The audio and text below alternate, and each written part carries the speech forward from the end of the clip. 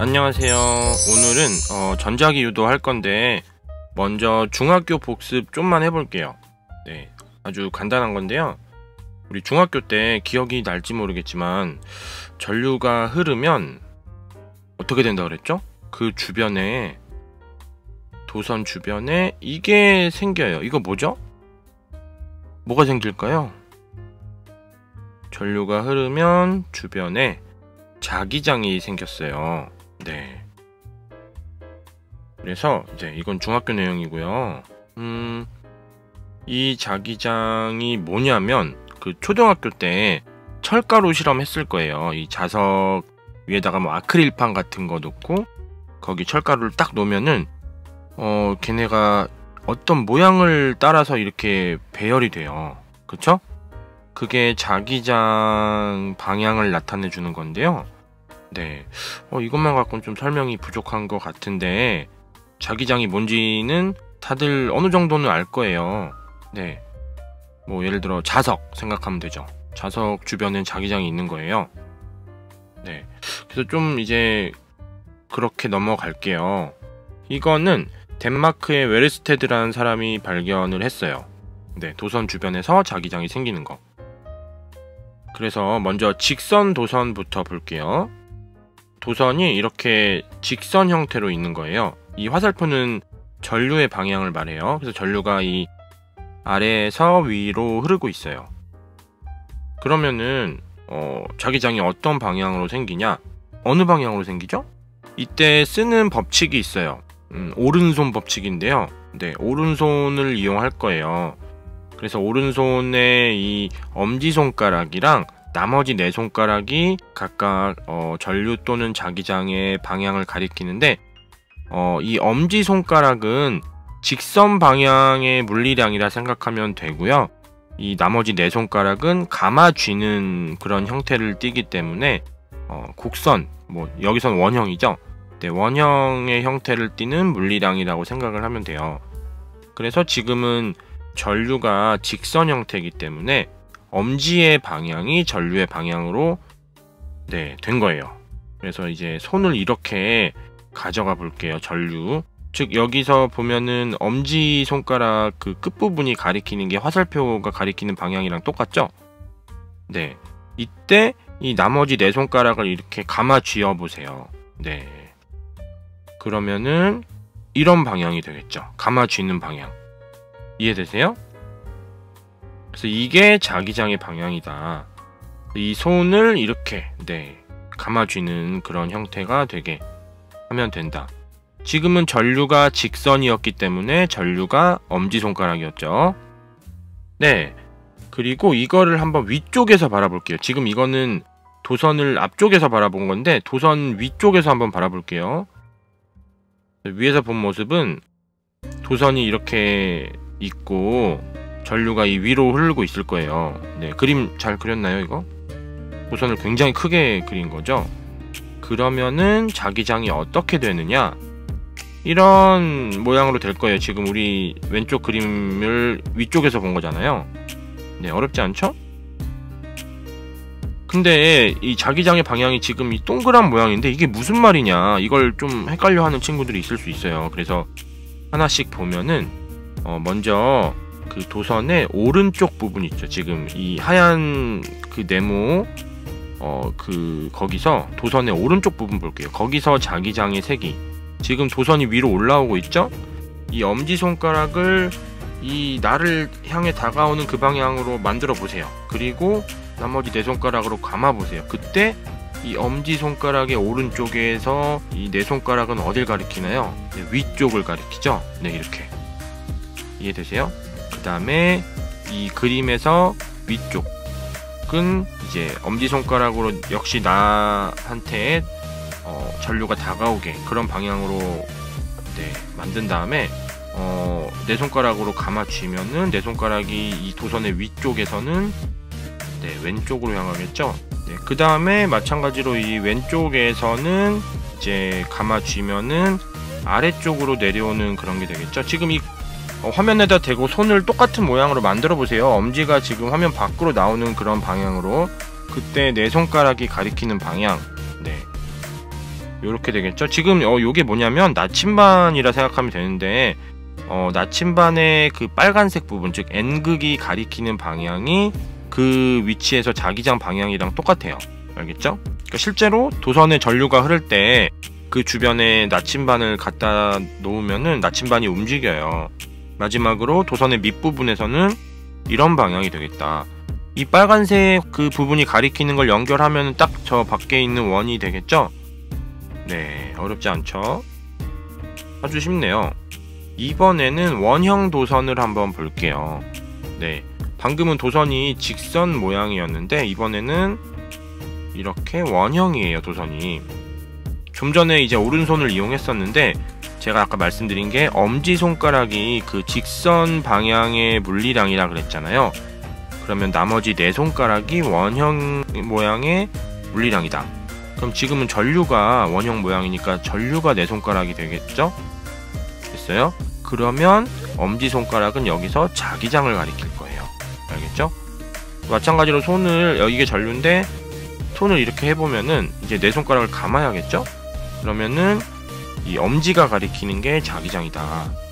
네, 그래서 자기장은 아래에서 위쪽으로 가는 그런 방향이다. 알겠죠? 근데 이제 요런 식으로 사실은 자기력선이 좀 더 있어요. 네, 하나만 해도 되는데 우리 자기력선이라는 걸 많이 이제 보게 될 건데 자기력선을 좀 여기서 그려보면은 이런 형태로 된다. 알겠죠? 네, 참고삼아 알아두시고요. 그래서 근데 지금 뭔가 빨간색, 파란색 된 거 보니까 막 떠오르는 거 있지 않아요? 제가 일부러 이렇게 색깔을 넣은 거예요. 이거 쉬운 거 아닌 거 아세요, 혹시 이거? 네, 제가 지금까지 그린 선들은 전부 다 단색인데 얘는 그라데이션이에요. 선이 아니고 이거 도형이에요, 이거. 네. 아주 정교하게 두께를 최대한 일정하게 한 도형입니다, 이거. 알겠죠? 네, 이거 왜 말하고 있지, 이거? 네. 근데 이제 요 빨간색, 파란색이 나왔는데 이거 보면 떠오르는 거 없나요? 자석이 떠오르죠, 자석. 이제 쉽게 말하면 원형 도선이 이렇게 전류가 흐를 때 자기장이 이런 방향이라 그랬잖아요. 그러면은 지금 이 색깔처럼 자석의 역할을 하는 거예요, 이렇게. 네. 그래서 이 주변에다가 자석을 실제로 갖다 대면은 힘이 느껴져요. 알겠죠? 네, 이제 전자기 유도로 들어가 볼게요. 좀 전에 한 내용은 전류가 흐르면 그 주변에 자기장이 생긴다는 거였어요. 네, 전류가 흐르면 주변에 자기장이 생긴다. 근데 이제 물리학에 또 유명한 그런 게 있는데 뭐냐면 대칭성이라고 있어요. 대칭성. 그래서 그럼 자기장이 있으면 전류가 흐르나? 네, 이런 생각을 해볼 수도 있죠, 한번. 예를 들어서 여러분 친구 A랑 B라는 두 명이 있는데 A가 있는 데는 B 친구가 항상 있어요. 그럼 어느 날 갑자기 이런 생각을 해볼 수 있잖아요. B 친구가 있는데 그럼 A가 거기 있을까? 반대로. 네, 별론가 이거? 비유가? 네, 아무튼 네, 자기장이 있으면 전류가 흐를까? 어떨까요? 한번 답해보세요, 여러분들. 네, 그래서 이제 이 마이클 패러데이라는 사람이 되게 유명한 사람인데요. 네, 이 사람이 이제 이런 궁금증을 갖고 실험을 했죠. 네, 자석이 있고요. 여기 도선에 전구를 연결한 거예요. 이 사람이 실제로 이렇게 하지는 않았어요. 근데 좀 간단히 보여주고 싶어서 이렇게 한 거예요. 그러면 지금 자기장 있죠? 자석 있으니까. 그리고 저기 이제 도선에 전구가 연결돼 있으니까 저기 만약에 전류가 흐르면 전구에 불이 켜져야겠죠. 지금은 꺼진 상태예요. 되게 어둡게 돼 있죠? 어떨까요, 이거? 전구에 불이 들어올까 생각을 해보면, 이제 실제로 해보면 당연히 안 들어오죠. 여러분들 집에 네, 그 방에 불 안 켜져 있는데 거기 자석 갖다 대면 켜져요? 안 켜지죠. 큰일 나죠, 그러면. 네, 불이 안 들어옵니다. 근데 이게 끝인가? 아니에요. 끝이 아니고요. 똑같이 이제 자석이 있는데 이제 역시 여기 이렇게 도선에 전구가 연결돼 있어요. 근데 이번에는 자석을 그냥 놔두지 않고 이렇게 막 움직여 봤어요. 그랬더니 불이 들어올까? 어떨까요? 네, 불이 들어왔어요. 네, 아까랑 차이점은 움직였다는 거죠. 불이 들어왔고, 네, 아주 기뻤죠. 그래서 이게 전자기 유도인데 지금 한 게 뭐죠? 자석을 움직였더니 전류가 흘렀다는 거죠. 그래서 이제 좀 더 복잡한 걸 해볼게요. 여기 코일이라는 게 있어요. 이거는 도선을 여러 번 감아 놓은 거예요. 이것도 제가 직접 그린 겁니다. 이거. 네, 이렇게 말하니까 안 믿는 친구도 있더라고요. 아니, 네, 이 그림 전 세계에 어디서 아무데나 찾아보세요. 이거. 네, 제가 그린 건데요. 네, 저 코일의 그라데이션이 생명입니다. 저, 네, 가운데 부분에 그 어둡고 밝고 이게 반복되는, 네, 되게 뿌듯해요. 그 다음에 여기 검류계라는 게 있어요. 검은 뭘까요? 검은 이제 검사한다는 거죠. 류는 전류죠, 전류. 전류가 흐르는지 안 흐르는지를 검사해주는 그런 기계고요. 이 적은 수치에 한해서는 전류의 세기도 어느 정도 알려주는 그런 장치예요. 전류계랑 비슷한데 전류계는 정확하게 수치가 얼마인지를 측정하는 게 목적이고, 검류계는 전류가 흐르는지 안 흐르는지 정도만 알 수 있는 거예요. 알겠죠? 그래서 이거를 이렇게 이제 연결을 해요. 참고로 빨간 선은 보통 플러스에 연결을 하고 검은 선은 마이너스에 연결을 해요. 기본 상식입니다. 이건 알았죠?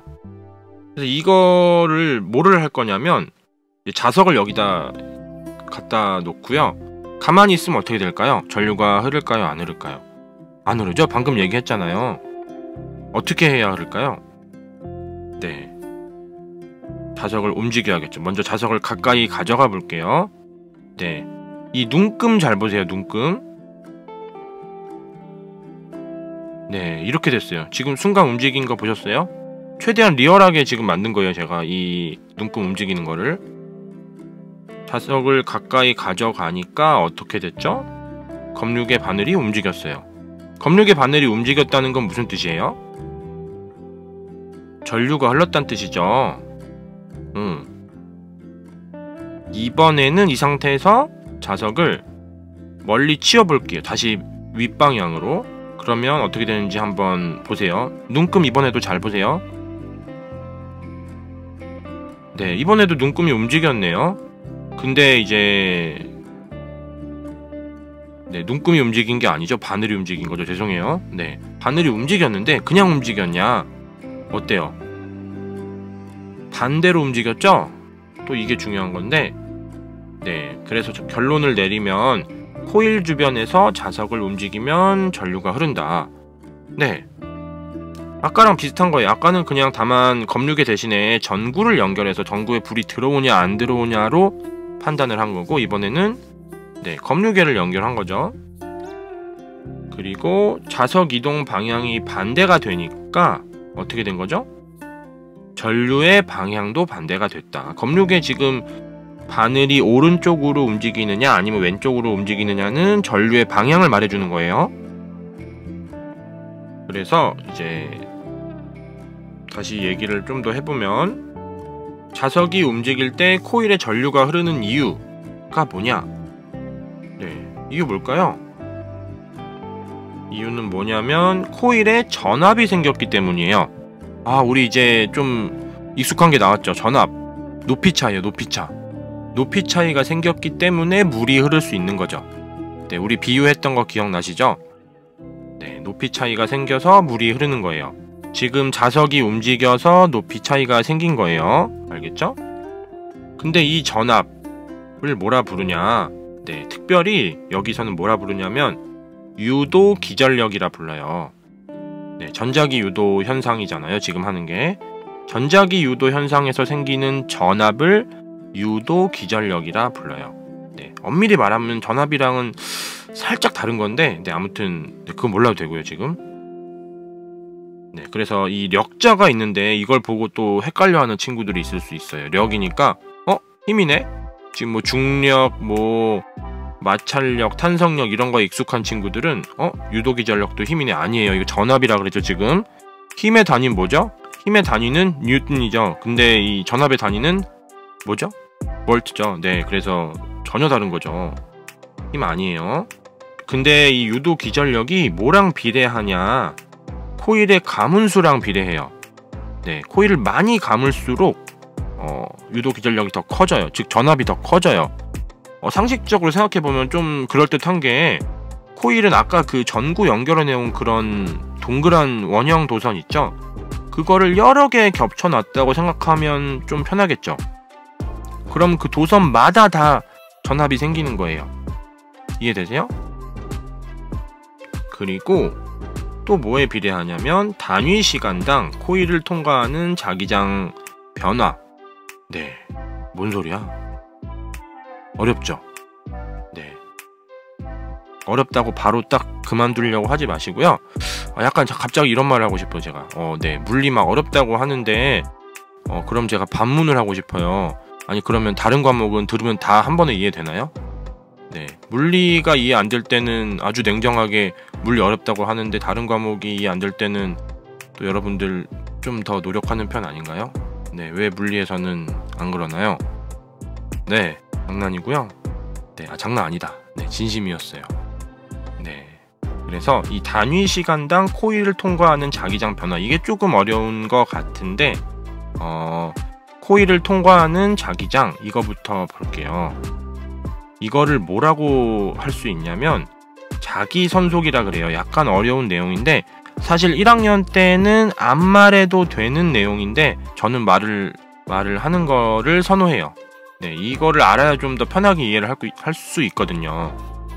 네, 자기선속이라는 개념인데 조금 TMI를 얘기하면은 이런 식이 하나가 있어요. 지금 제가 유도기전력, 코일의 가문수, 단위 시간당 코일을 통과하는 자기장 변화, 이거 전부 색깔 다르게 했잖아요. 제가 원래 색깔 이렇게 막 쓰는 거 좋아하긴 하는데 네, 괜히 한 게 아니에요. 여기 이렇게 색깔을 다 다르게 했어요. 네, 딱딱딱 맞춰서 해놨어요. 네, 유도기전력 지금 V에 해당하고, 코일의 가문수 N, 그 다음에 단위 시간당, 이거는 분모의 델타 T죠. 그 다음에 코일을 통과하는 자기장 변화, 이거는 분자의 델타. 요거 뭐라고 읽는지 아나요? 혹시 이 문자? 네, 뱀 눈처럼 좀 약간 다르다. 그 알라딘에 나오는 램프처럼 생겼죠? 이거는 파이라고 해요. 파이. 네, 그 수학에 나오는 파이 있죠? 파이랑은 발음이 달라요. 이거는 그 F랑 발음이 똑같아요. 네, 수학의 파이는 전혀 다르게 생겼죠? 네, 아무튼 이게 그 코일을 통과하는 자기장, 즉 자기선속의 변화율이에요. 네, 시간에 대한 변화율, 얼마나 빠르게 변하느냐, 이런 거죠. 네, 그리고 이 코일의 가문수를 곱한 거는 코일의 가문수에 비례하니까. 그리고 앞에 마이너스가 있는데 여기에도 또 다른 색깔이 있어요. 네, 이거는 뒤에서 제가 등장시킬 거예요. 이 마이너스에도 의미가 숨어 있어요. 아주 큰 의미가. 알겠죠? 지금은 아직 안 할 거고 이 뒤에 나올 거예요. 이 식을 꼭 알아야 되느냐? 아니에요. 네, 다만 이제 자기선속이 빨리 변하면 유도기전력, 즉 전압이 커진다, 이 정도를 알아야 돼요. 근데 자기선속이 뭐예요? 네, 이걸 알아야죠. 네, 그걸 얘기해 볼게요. 네, 여기 이렇게 자석이 있다고 해볼게요. 우리 아까도 얘기했지만 그 초등학교 때 했던 철가루 실험 한번 떠올려 볼게요. 여기다가 아크릴판 깔아놓고 철가루 올려놓으면 어떻게 될까요? 그 모양 한번 떠올려 보세요. 이런 모양으로 될 거예요. 네, 다들 똑같은 거 상상한 거죠? 네, 근데 이 선이 뭐냐? 자기력선이에요. 저 선 위에 아무 점에서나 이제 나침반을 갖다 놓으면 그 나침반의 바늘이 다 움직이겠죠? 먼저 여기 점 한번 볼까요? 지금 화살표로 가리키고 있는 이 점 있죠?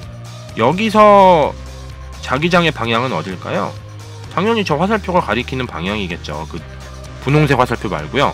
분홍색 화살표는 지금 그 지점을 말하는 거고, 이 약간 상아색의 그 화살표가 가리키는 왼쪽 방향이겠죠. 즉 저기에다가 나침반을 갖다 놓으면 나침반의 N극이 네, 왼쪽을 가리키는 거죠. 요런 식으로 될 거예요. 이해됐어요?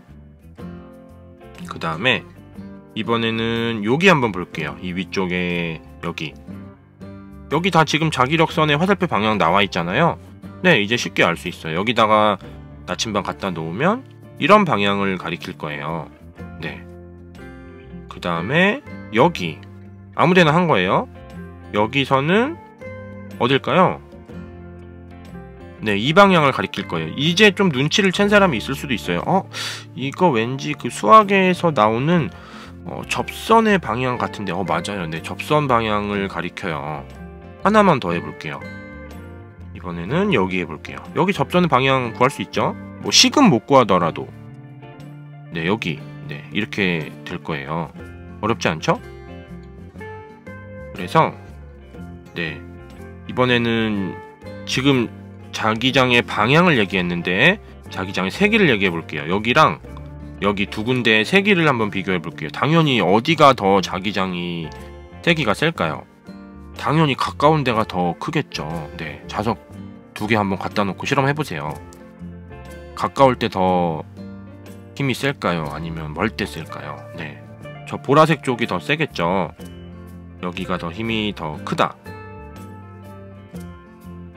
근데 우리 이제 조금 더 깊은 얘기를 해야죠. 지금까지 한 건 다 너무 쉬운 거고, 지금 우리 자기선속 얘기하기로 했잖아요. 네, 여기 한번 코일을 갖고 와봤어요. 코일을 통과하는 자기력선 수가 이제 자기선속이랑 비례하는 건데요. 네, 이게 뭔 말이냐? 지금 이 코일에는 자기력선이 들어가고 있죠. 네.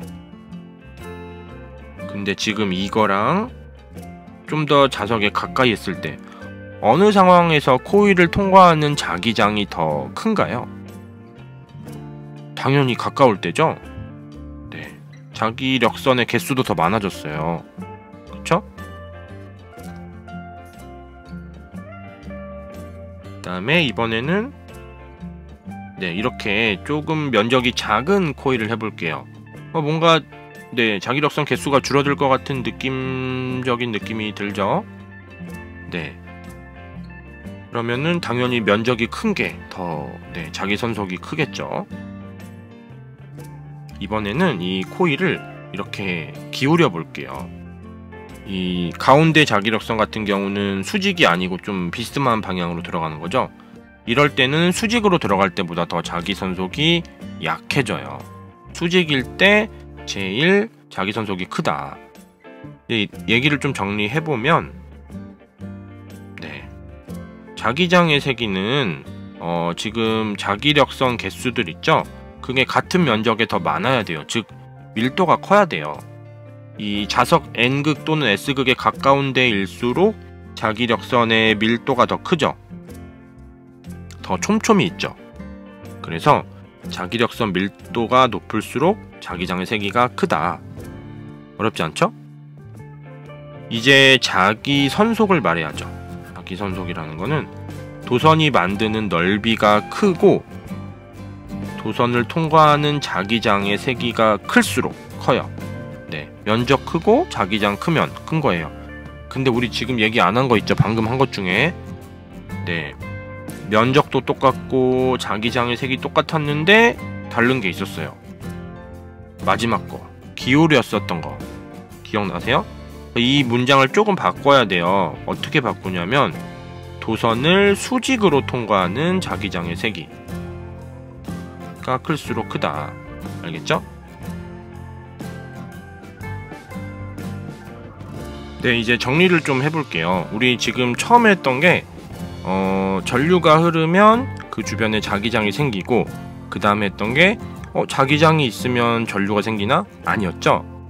네, 자석이 움직여야 됐었어요. 자석이 움직이는 게 뭐냐면 자기선속이 변하는 거예요. 자기선속이 변하면 전류가 유도되는 거죠. 그거를 전자기 유도라고 해요. 네, 그래서 코일 주변에서 자석을 움직이면 코일에 전류가 흐른다. 그 다음에 이 전류는 유도 전류라고 해요. 유도된 전류니까, 알았죠? 그냥 전류에 이름을 붙인 거예요. 그 다음에 전류가 흐르는 이유는 전압이 생겼기 때문이죠. 이 전압을 뭐라 부른다 그랬죠? 유도 기전력이라 부른다 그랬어요. 네, 그리고 유도 기전력이 클수록 유도 전류도 크겠죠. 이거 왜 그렇죠? 지금 좀 더 이걸 간단하게 말 바꾸면 전압이 클수록 전류가 크다는 거예요. 이게 뭐죠? 옴의 법칙이죠? 네. 그 다음은 유도 기전력은 코일의 가문수가 클수록 그 다음에 단위 시간당 코일을 통과하는 자기장이 많이 변할수록 커요. 주의할 게 코일을 통과하는 자기장이 크냐 작냐가 중요한 게 아니고 얼마나 빠르게 변하느냐가 중요한 거예요. 그래서 이 코일을 통과하는 자기장을 자기선속이라 그랬다. 네, 많이 변한다는 게 중요한 거예요. 다시 한번 말할게요. 크냐 작냐보다 많이 변한다. 이게 중요한 겁니다. 그래서 이제 정리를 하면은 코일의 가문수 클수록 그 다음에 자기선속이 빠르게 변할수록 유도 기전력이 큰 거겠죠? 아까 V는 뭐 마이너스 N의 델타 T분의 델타 파이 기억나세요? 그거 말한 거예요. 그래서 유도 전류가 큰 거죠. 네. 이게 네, 지금까지 했던 내용을 정리한 거고요. 네, 그래서 정리를 하면은 코일의 가문수가 클수록 그 다음에 자기선속이 빠르게 변할수록 그러면 유도 기전력이 커지죠. 네, 아까 그 V는 뭐 마이너스 N의 뭐 델타 T분의 델타 파이 그걸 말한 건데요. 그렇게 되면 옴의 법칙 때문에 유도 전류도 커진다. 알겠죠? 네. 그래서 이제 여기 지금 자기선속 앞에 이 세모 보이세요? 지금 이거가 생겼는데 이거는 옛날에 몇 번 나왔었지만 그 변화를 나타낼 때 이걸 써요. 델타라고 있는데요. 지금 하고자 하는 게 자기선속이 변하면 어떤 일이 일어나죠? 자기선속이 변하면 유도기전력이 생겨요. 그러면은 어떻게 되죠? 유도 전류가 생기죠? 순서 잘 알아두세요. 외우는 거 아닙니다. 여러분들이 딱딱딱 이제 생각을 할 수 있어야 돼요. 이거 외우는 순간 이제 틀리는 거예요. 네, 그런 식으로 공부하면 안 돼요. 네, 모르겠으면 물어보시고요. 어떻게 하면 안 외우고 잘 공부할 수 있을지 이런 것도 물어봐도 돼요. 네, 됐나요? 마지막으로 이제 한 가지만 더 할게요. 그런데 유도 전류의 방향은 어디냐? 전류가 흐를 수 있는 방향이 두 가지가 있겠죠? 도선이 있으면은 그 방향이 어떻게 결정되느냐? 이런 얘기는 아직 안 했죠. 그거에 대한 법칙이 있어요. 그게 뭐냐면 렌츠 법칙이라는 거예요. 이 색깔 아까 제가 강조했었는데 네, 아까 색깔 하나 안 써먹은 게 있었죠. 그 식에서 네, 다른 거 다 있었는데 그 앞에 마이너스 색깔이 요색이었어요. 네, 별걸 다 이렇게 맞추죠. 렌츠 법칙이 뭐냐? 네, 전자기 유도 현상이 일어날 때 유도 전류는 자석의 운동을 방해하는 방향 또는 자기선속 변화를 방해하는 방향으로 흐른다. 이게 렌츠 법칙이에요. 네, 이게 뭔 소리냐? 자석의 운동을 방해해? 아니, 자기선속 변화를 방해해? 뭔 소리야? 이 방해가 핵심인데요. 네, 왜 방해를 하는 거야 그러면? 네, 이런 생각이 들겠죠. 왜 방해하는 방향일까? 네, 도와주면 안 돼? 네, 이렇게 생각을 할 수 있어요. 그쵸? 네, 자석의 운동을 도와주는 방향일 수도 있잖아요. 그러면 안 될까? 다시 한번 정리를 하면은 전자기 유도 현상이 일어난다는 거는 뭐 자석이 가까워지거나 멀어지거나 이런 건데 그때 코일에 전류가 유도되잖아요. 그 전류의 방향은 자석의 운동을 방해하는 방향이다. 어떻게 방해하죠? 근데 전류가 흐르면 그 주변에 자기장이 생기잖아요. 그러니까 자석이 지금 두 개가 돼버리는 거예요. 자석이 하나가 움직이면은 도선도 자석이 되는 거예요. 그래서 걔가 밀어내는 방향으로, 네, 또는 끌어당기는 방향일 수도 있어요. 멀어지면은. 알겠죠? 네, 어쨌든 그 운동을 방해하는 방향으로 흐른다. 왜 방해하냐 근데 궁금하죠? 이거를 여러분들 중학교 때는 이렇게 배웠을 거예요. 중학교 때도 이거를 했으면은 뭐 자연은 변화를 싫어한다 이렇게 배웠을 거예요. 만약에 아마 배웠으면. 이거 굉장히 좀 별로예요 저는. 네, 이 말. 네, 자연은 변화를 싫어한다? 네, 지금 이 순간에도 우주가 팽창하고 있어요 여러분들. 그게 변화를 싫어하면은 물론 뭐 이제 이 말을 하는 사람들의 의도도 알고 있어요. 뭐 관성이라든가 이런 것들 생각하면은 그 변화를 이제 막는 거잖아요. 근데 이거를 이렇게 얘기하면 안 돼요. 이 전자기후도는. 네, 만약에 어디 여러분들이 대학교 면접에 가서 이걸 그대로 물어봤어요. 교수님이. 그런 거 할 수 있어요. 요새는 이렇게 막 교수님이랑 이렇게 문답이 이루어지는 게 많이 없는데 만약에라도 누가 이렇게 물어보면은 좀 더 멋있게 답을 할 수 있어야죠. 네, 이건 별로 멋있지 않아요. 네, 공부 안 한 티 나는 거예요 이건. 네, 어떤 이유 때문에 이 방해하는 방향이냐 하면은 우선 가능한 방향이 두 개라 그랬죠. 전류가 없던 게 생기는 거니까 가능한 방향이 두 개죠. 네, 근데 하나는 도와주는 방향이고 하나는 방해하는 방향일 거예요. 이해되세요? 둘 중에 하나죠. 그러면 먼저 도와준다고 가정을 해볼게요. 가정을 하는 거예요. 네, 자석의 운동을 도와주면은 그 전류가, 그러면은 자석의 운동을 도와준다는 거는 가까이 올 때는 더 끌어당기는 거고 멀리 갈 땐 더 밀어내는 거예요. 그럼 자석이 더 빨라지는 거예요.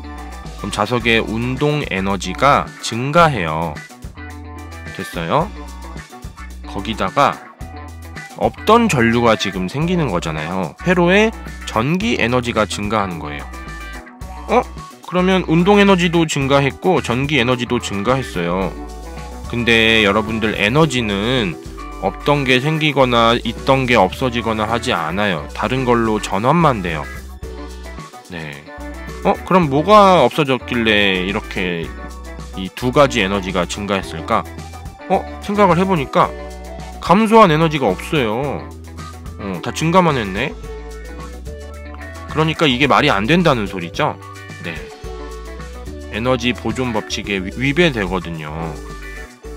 네, 그럼 어떤 결론을 내릴 수 있죠? 우리 처음에 도와주는 방향이라고 가정을 했기 때문에 이런 모순이 발생한 거죠. 그 가정 자체가 틀렸다는 소리예요. 그래서 방해하는 방향일 수밖에 없다는 소리예요. 네, 이렇게 선택지가 두 개 있을 때 하나를 가정했을 때 모순이 발생하면 자동으로 다른 하나가 참이되는 그런 논리적인 증명법이 있어요. 귀류법이라고 하는데 여러분들 아마 수학에서 막 루트 2가 무리수임을 증명하여라 이런 거 할 때도 이런 방법을 쓸 거예요. 먼저 루트 2가 유리수라고 가정을 하면은 쭉쭉쭉 식을 전개하다 보면 모순이 발생해요. 네, 좌변이랑 우변이랑 그 인수가 다르게 돼요.